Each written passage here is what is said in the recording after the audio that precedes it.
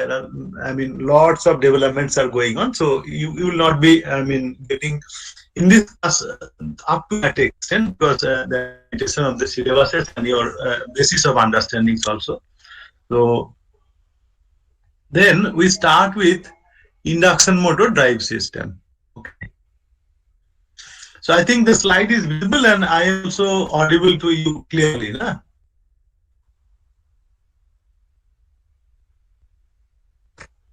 Hello? Yes. Okay, okay, just a minute.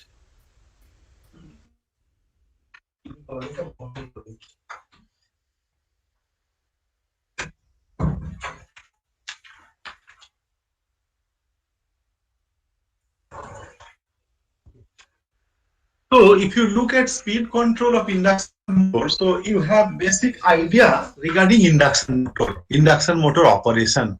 So if you see, just I will not ask you, rather I will repeat this one. So induction motor, if you see its operation, normally we impress a three-phase balanced voltage at the stator terminals. Okay, and the motor is always having two parts. One is the stator part and the rotor part. So actually, the rotation will be due to the interaction of these two magnetic fields: stator magnetic field and rotor magnetic field. Now, what happens when you impress a voltage at the stator terminals? So the stator has three-phase windings, as I've said, and they are distributed windings. Okay, and the axis of these three-phase windings in space in the machine are 120-degree electrical apart. So then, if you see the MMF equation, resultant MMF equation, after impressing a balanced three-phase voltage at each of the phases, right? It will have a composite magnetic field which is rotating in nature, and the rotational speed, mechanical rotational speed, will depend on the number of poles and then frequencies, etc. And the electrical speed is always the frequency. So naturally, this rotating magnetic field, what will happen? This will cut the rotor conductors. So rotor conductors, because that is stationary at this moment. As soon as you, but rather at the instant you increase the voltage. So then whenever this field is cutting the rotor conductors, so what is going to happen? The rotor conductors or rotor winding will be facing some alternating flux linkage, right?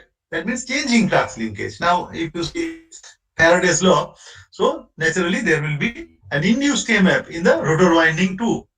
Now, there is an induced EMF in the rotor winding, and then you have to do one thing. You have to ensure that some current flows through the rotor. Now, how to ensure? Now, the EMF has to find some path to flow current. That means you have to short circuit the rotor terminals. Now, if it is a slip ring machine, you have to short circuit externally through the slip rings. Or if it is a cage machine, they are inherently short circuited at the end rings. So naturally, rotor currents will flow. Now, when rotor current starts flowing, naturally, rotor also generates its own magnetic field, own magnetic field. Now, the interaction of the rotor and the stator magnetic field actually results in rotation. Now, on the other way of explanation is actually the rotor EMF will be, flowing rotor current, and rotor current will be creating rotor flux. Rotor flux will oppose the stator flux. Trying to remove the cause. And then we will try to follow the speed of the stator magnetic field, so that there is no flux cutting. So this way, you can explain the operation of induction machine. So now the major cause what we are finding here, is the change in flux linkage in the rotor conductors. So that is actually causing the rotation, right? And other way, our sentence we are telling that the rotor conductors tries to catch the stator magnetic field in speed, so that actually there is no change in flux linkage. That means the rotation will be in the direction of the stator magnetic field, right? Or air gap magnetic field, whatever it is, right? So now the rotation depends on what actually then it is actually, if you see the mechanical speed only we will consider, because as I have said, electrical speed is always same. So mechanical speed, if you consider, if you have got the expression for synchronous speed. Synchronous speed is the rotational speed of the stator magnetic field or rotor magnetic field with respect to stationary axis. That means, if you see, you have read also in your earlier classes of induction machine that the rotor magnetic field speed with respect to stator stationary axis is also omega s or synchronous speed, and the speed of the stator magnetic field with respect to stationary axis is also synchronous speed. If there is a speed difference, there won't be any steady torque produced. There can be instantaneous torque, but the average torque will be zero. That means if you design the rotor and stator with different number of poles, naturally you will not get any steady torque, pulsating torque, and that will result in no rotation or pulsation or jerking, etc. Right? So that is why number of poles for a rotor and the stator windings has to be made same. Now poles, you see, that is only valid for wound rotor machine because we are there making windings. Now in case of cage machines, there is no question of such because the rotor poles are created by the stator poles, and then they assume the same number of poles as the stator poles automatically based on the design of the bars, number of bars, etc., etc. So then actually, in order to control the speed or in order to vary the speed of induction machine, then that formula is the best. And formula is what? 120 F by P. I think this one, 120 F by P. That's what you saw for the synchronous speed, right? S is 120 F by P. So NS is 120 F by P. So now, if there is a change in synchronous speed, then only there will be a change in rotor speed. As the rotor, as I said, will always try to catch the stator magnetic field. Now, how you can change the synchronous speed? By changing either of the poles or the frequency of supply, right? Now, another factor still remains, that is what? The load factor. Now this is actually, as you know, that speed, the gross speed is like that. Say N is equal to 120 F by P and rotor speed will be almost equal to this. But if you go a little bit with accuracy, so you will find that with load also the speed changes due to the slip. And the slip is proportional to load. If the load increases, slip increases.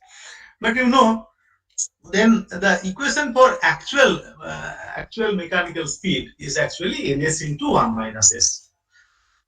That is what you see from this equation, definition of slip. Ns minus nm by ns, and you compute nm, you get nm equal to ns into 1 minus s. Now this slip also, you see, at full load is about 4%. Almost all, 99.9% of the machines. Maybe a few machines will have 5% maximum. And at no load, it is below 1% or 0.5% like that. It's very negligible. That means we have a variation of 0.5% to 4% of synchronous speed. Now with the load, the variation is quite minimal. But for accuracy, you require that data. Otherwise, gross speed actually, that is only dependent on this frequency and number of poles. Now, example, if you take a 4-pole machine at 50 hertz, so at synchronous speed it will be 1500 RPM. Now 4% of 1500 is only 60 RPM, and then 0.5% of 1500 is actually 7.5 RPM. So you have a variation between 7.5 to 60 RPM speed at 1500. That means per unit variation. So you don't get too much of change because 4% is actually 96%. So 99.5%. So 99.5% to 96%. So if you ignore that, they are grossly dependent on frequency and poles. And if you take that, besides frequency and poles, there is a slip factor. So we will see all the things. Well, see.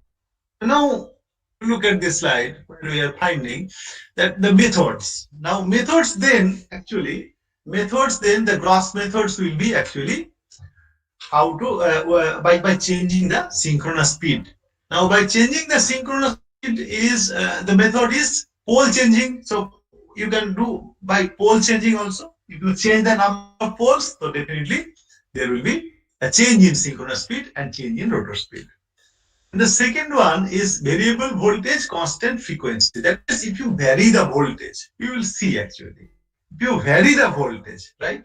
Vary the voltage at same frequency, then also the speed control or speed can change. And then the third one is vary the frequency. Vary the frequency, direct variation of synchronous speed, right? And then the other gross methods are actually constant volt by hertz control. So that we will see what are the difficulties in the above three techniques, and then that will be overcome by these methods, maybe open loop and closed loop for constant volt by hertz. And then there can be other methods like constant air gap flux control and orientation control. So these are the gross methods of controlling the speed of induction machine. So through pole changing, through voltage, variable voltage at same frequency, variable frequency, and then you can have constant volt by hertz, open loop and closed loop both, and then you can have the other the method like constant air gap flux control and field orientation control. The last two methods are quite accurate methods. And the one below it, above it, is actually is a good way. I mean, it's an easy implementation of fairly accurate control. Okay. And then the other methods in the top are gross methods. Okay. Then we come to actual implementation of the one by one method. So to understand the speed control technique, we must understand the actually equivalence. Now, equivalent circuit you have already read, and the first one is actually the exact equivalent circuit where we have. আচ্ছা hello Somnath, আমরা এখন class নিচ্ছি একটা, আমি তোমাকে phone করে নেব, হ্যাঁ, যখন ফ্রি থাকবো, ঠিক আছে? এরপরে আমি তোমাকে ফোন করে নেব, ঠিক আছে? So you see that the exact equivalent circuit is actually this one, where we see that the XM and RM, this actually the no load parameters are placed at the middle in between the stator leakage parameters and the rotor leakage parameters. Now this exact equivalent circuit is fine, but while computing torque, right, this makes life a little bit tedious. So you have to go by calculating the exact equivalent resistance, and then divide voltage by impedance, equivalent impedance. You will get stator current, and then you can get the rotor current, and then calculate torque as IR square R by S into 3 by omega S. So this gives you a little bit, say, calculative effort, more calculative effort, or computational effort requires. So in order to avoid that, since the stator leakage impedance are, I mean, not of the order of this RM and XM, right, are much lesser, actually, much lesser, maybe 100 times or 50 times lesser. So then we can see this branch to starting, I mean, at the end of the stator voltage, and the accuracy is almost maintained within, say, 3 to 4%. So therefore we go by this way. So value of magnetization inductance and value of RM core losses, and then XM is quite large compared to RS plus XS. This XS is nothing but XLS. XLS, don't write XS, it will be XLS. It's a printing mistake from my end. And the magnetizing voltage is the same as the input voltage. I'm saying that Dm equal to almost Ds, because voltage drop is negligible if the impedance is less. Therefore, the equivalent circuit can be actually approximated from this to this. Now we have done far more approximation by removing Rm also. Normally, the ratio of Rm to Xm at rated values about 4 to 5 or 3 to 4 at least. So you can easily remove this RM, and I'm sorry, this XM is not written here, it will be XM. So then the equivalent circuit looks like this: XLS, RS, XLR, and RR by S. Oh, just a minute.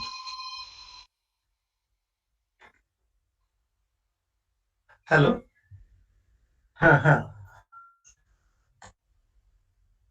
Okay, okay. So I'm taking classes. So in the evening, I'll contact you regarding that problem. Huh? Okay. Okay. Okay. Okay. Okay. You take care. Huh? So then you see that XLS, RS, XLR, RR by S. So this actually we have a stator side, then air gap, and then rotor, right? And this is your output power P0. So that you have read also. Now from this circuit, you can easily calculate rotor current. Rotor current is actually based by this impedance, rotor side impedance. That means RS plus RR by S plus J XLS plus XLR dashed. Right.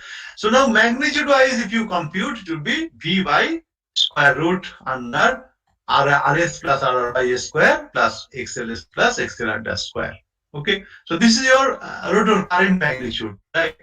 And from that rotor current magnitude, you can compute torque very easily. That I have said 3 by omega S into IR square RR dash by S. So after computing that, this looks like, the equation looks like this: 3 RR squared RR dash square VS S omega S RS plus RR dash by S plus XLS plus XLR square. So now this torque we find is a function of slip. Let us say other parameters are constant: omega S, XLS, XLR, RR dash this all are constant. Then torque becomes a function of slip only. And if you plot torque plus the slip in the region is varying from 0 to 1, that means synchronous speed to starting speed, you get a speed torque characteristics like this. Whatever I have shown is a TD. I mean motor characteristics. It will be TM actually. This is motor characteristics, right? Now if you have a load characteristics like this, right? So then these two characteristics can intersect at some point, and that becomes the operating point of that particular load, right? That means if the load characteristics is the red line and the motor characteristics is the black line, so this will operate at a point where Tm equal to TL, and then corresponding torque and corresponding speed will be delivered to the load. So now supposing you require to shift the speed or shift the torque to this location. So naturally, then it requires the speed control. It has been written also. So whenever you change this operating point from one to the other, you require a speed control. So speed control or torque control. And when speed is controlled, so naturally you control the torque sometimes if the load torque is not a constant torque load, right? If the load torque is not a constant torque load. So then both speed and torque control will be required. Okay. Now this is where we require the speed control of induction machine or speed control of any machine. So shifting of operating point from one to another will require always a speed control for induction or machine. Okay. So then you see that again we see the torque equation, torque speed variation, rather torque equation. So this torque equation again I am rewriting. Now as I have already showed you that the variation of operating point can lead to variation of torque as well as variation of speed. So now keeping all other things constant, now torque is dependent on voltage also. So varying voltage also, as we are seeing, T is proportional to Vs square, keeping all other things constant. So therefore, the second method what we had shown there, that is by varying the stator voltage. So that is also valid. That means that if you vary the voltage, naturally your speed and torque both can vary. And then this part, omega s, if you just split up, it will be like this 2 by p into omega is 2 pi f, so you get 4 by p into pi f. So naturally it is frequency. So generally the torque will depend on frequency. And then pole also, pole P. So that means these three methods what we showed there, by varying the pole, number one method we have indicated here, by varying the voltage, number two method we indicated here, and then number three is by varying the line frequency. So any of these three or both or combination all you can make to vary the pure torque and the speed of the machine.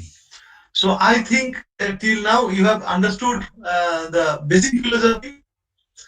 Now we will go for later on. We will show what is constant torque on power later, but we finish this one. So is it okay? All right. Because I'm moving fast. This slide technique actually makes things faster. Okay, sir. Okay, huh? Yes, sir. Yes. So now you see that we will see the pole changing. So some of them are not there, so I had to handwrite. So normally, as I said, what is a pole? Induction DC machine, you find poles very stringently. You can see from outside poles, right? It's the extended part of the yoke, inside the yoke, you can say, stator. But here, poles are mainly coils. So if you open, I think some of you have, all of you, I think probably have performed the experiment study of AC machines. There, you had seen the coils in the stator slots. They are in the form of some coils. Winding in the stator slots are in the form of some coils, right? So these coils actually forms poles. So if you assume that anti-clockwise rotation is say south pole, right? The clockwise rotation will be north pole when current flowing. So then see we have shown some winding cross sections and then the formation of poles. Say clockwise rotation here gives you north pole, then after anti-clockwise is south pole, clockwise again north pole. So 1, 2, 3, 4, it's a 4 north and 4 south, 4 pole connection. So now if you have coils like this, 4 coils you have, and you connect like this, say A is connected to then this third one, right? And then it becomes AB, it becomes say 2 terminals of 2 coils, and then CD also like this, clockwise, and then this clockwise CD. And if you connect A and C together, B and give the C and B and D, that is what you have seen. Okay. So we get actually 8 pole structure in SNS, right?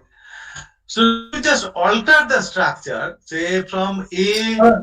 Sir, first partটা বুঝলাম না sir, ওই connection গুলো কেন কি অসুবিধা হচ্ছে দেখো, স্ক্রিনটা দেখো, তাহলেই তো বুঝতে পারবে যে ক্লকওয়াইজ অ্যান্টি ক্লকওয়াইজ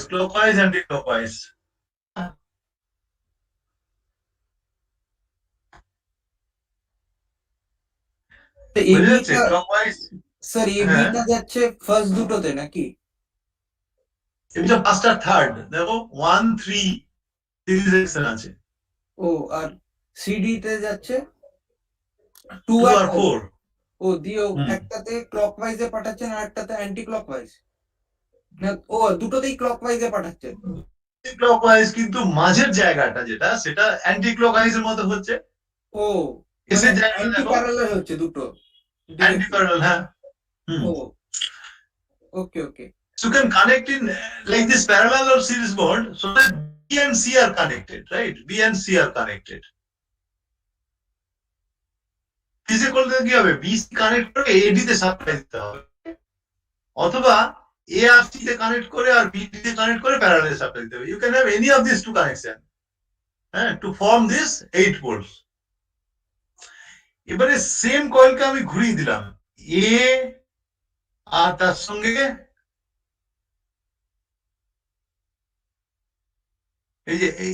এই যে ফার্স্ট আর থার্ড একই আছে, কিন্তু কানেকশন করলাম কিরকম, বি আর ডি তে কানেক্ট করে দিলাম, বি আর ডি, রাইট? তাহলে কি হবে দেখো, যে মাঝের যে সাউথ পোল গুলো হচ্ছে সেগুলো আর হবে না, অ্যাকচুয়ালি নর্থ সাউথ অল্টারনেট হয়ে গেল।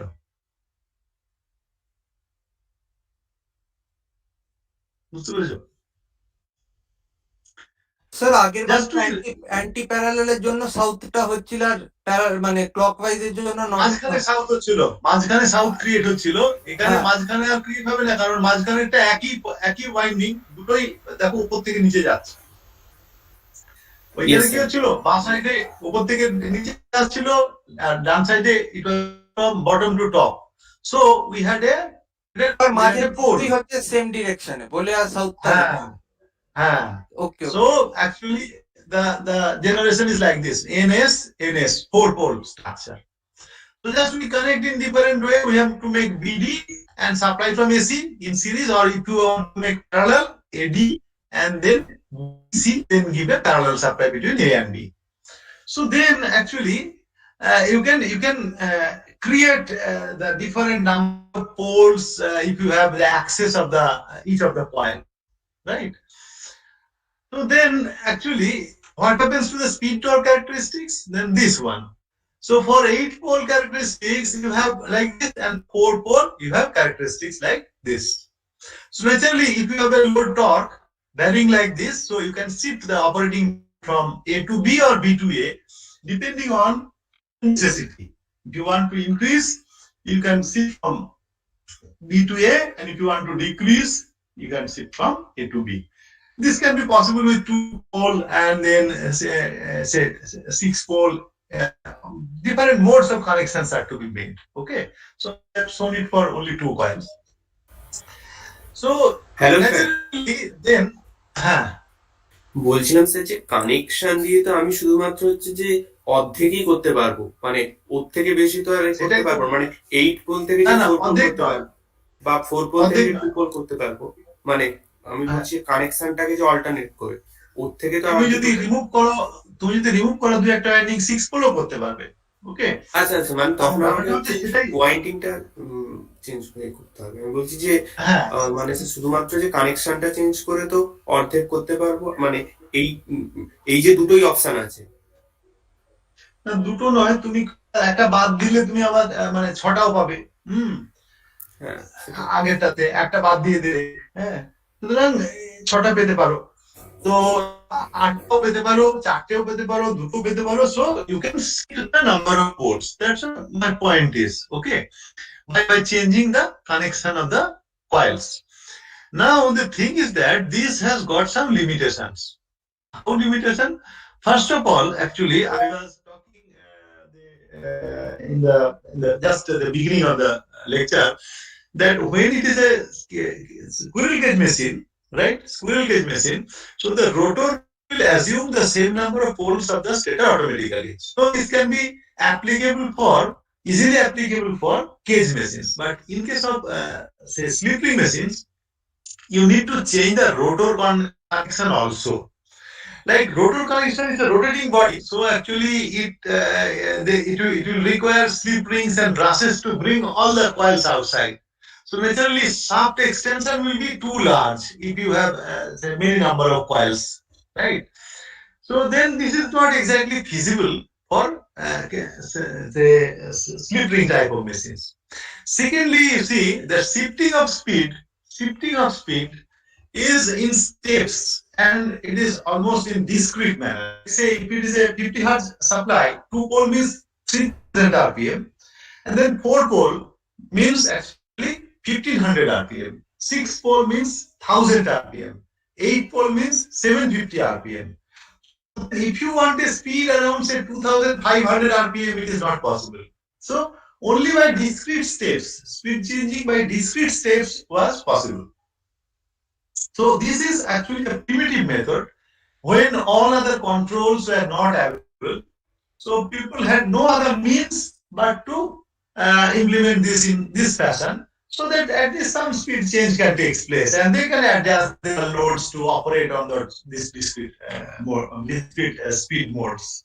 Okay, but it is not very smooth. So nowadays, actually, this method is not used with the advent of this power electronics and then high speed control technology, high computational ability, processors with high computational abilities. So this method has almost obsolete because actually we can do it very smoothly with the help of other techniques. Right. So this was Trivity method. You see here, there is no implementation of any switches in power electronics, only by say the contactor switching. The shifting of the contactor switches that can take place to vary the speed. So this method is having that limitation, and then it is not used these days. Almost not used these days. Now, second method we will go where we use that variable voltage at same frequency. We saw that torque is proportional to voltage square. So I think that I must stop it here because this PhD Viva was going on there. So I am a member, so I have to be present there. So I think we will start it from here because this itself will take say 20-25 minutes time. So if I finish after 5 minutes, it will not give you any sense. Okay. So today I wrap up here. I think you have another class. Maybe I will take next Monday 2 hours at a stretch. So I think we can go little far deeper and cover more items. Okay. So you can send me your roll sheet today by indicating whoever is present today. So I'm stopping here for this. Okay. Okay.